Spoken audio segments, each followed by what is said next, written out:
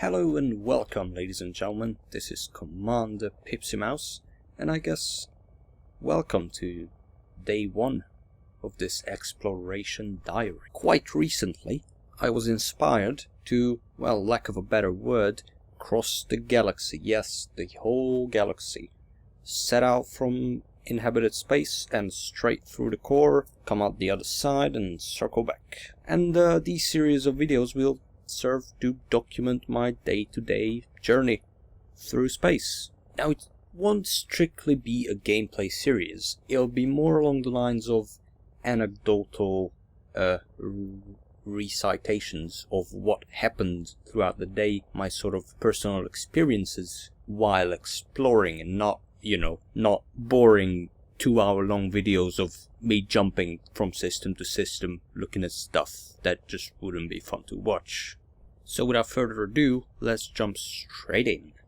So I guess a good place to start at would be telling you guys more about the journey itself, how it's structured. The first leg of the journey on day 1 was me setting out from Lave, I guess? Lave? I'm not quite sure how to pronounce sci-fi stuff, but let's go with Lave, where the community goal is taking place at the moment. The exploration society basically just you have to deliver exploration data for the community goal to succeed. So that's where I set off from, and I headed straight for the core, just straight head on. Well, it's actually a lie, because as you can see at the next picture is the Cat Spa Nebula, which was my first stop on my way to the core. I spent a good couple of hours here sort of exploring the systems within the I think it's the sort of the molecular cloud that eventually turns into hydrogen is what a nebula is. At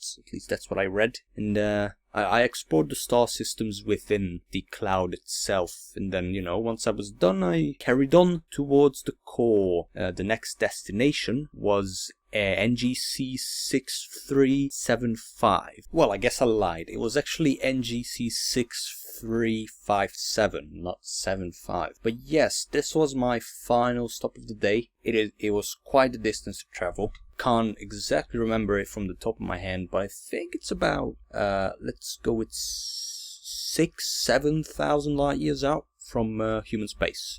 So yes, what I did here was not explore every single star, because after all, that's not my final destination. I'm simply sort of surveying the way along the path towards the galactic core. So I just looked at a select few stars, which were all called CL Pismis, numbered from 1 to, I want to say 23, I'm not quite sure, but essentially they were all sort of very interesting star systems with black holes and T stars that are just sort of been newly born, and they're the little white ones. There was also a couple of neutron stars in there. So all in all, it was quite interesting to sort of look at. And then this is where I ended my day. Now, another thing you guys might be wondering is what kind of ship I'm flying. Well, you could already tell from the intro that I am flying an Asp Explorer, but you might have more questions about its internals, how the loadout is. So, as you can see up on the screen right now, there's all the modules, all the classes, what kind of modules I run, and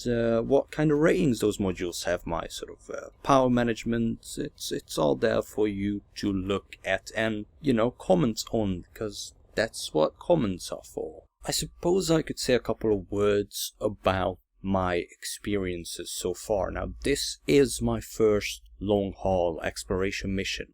So far, up until now, I've only been exploring the frontier of inhabited space, but I recently upgraded to the ASP, and I thought, hey, might as well go for the, the big time, really get out in there. So what have I really learned? Well, fuel is very important. There was almost a bit of an accident on the first after the first 1,000 light years, where I don't know what happened. I was not paying attention, or I blinked, but I found myself on my last couple of tons of fuel. Thankfully, using the economical economical routes in the star system, star map rather, I could still jump to a star with hydrogen fusion in its core and scoop some fuel up. This particular instance is funny because just before I left, I was chatting with a fuel rat who reminded me to make sure that I always have a fuel scoop on me, and I jokingly said I didn't start playing yesterday, so karma almost bit me in the ass.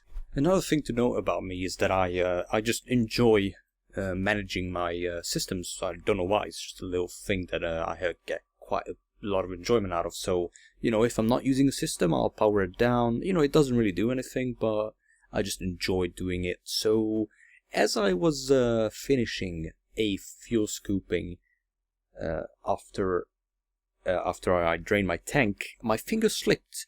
And instead of powering down my fuel scoop, I accidentally powered down my FSD, which let's just say has a very interesting outcome. It was certainly a first, and I dare not repeat it because it was quite scary. But yes, all in all, the trip has been quite uneventful. My ship is in excellent condition, apart from the obvious wear and tear of the paint job and a bit of subsystem damage from the, the FSD incident, shall we call it. But yes, that is my update for day 1 of my Transgalactic trip. Thank you for listening. Thank you for watching. As always, please do leave a comment, subscribe if you must, and I'll see you guys in the next video. Fly safe, Commanders.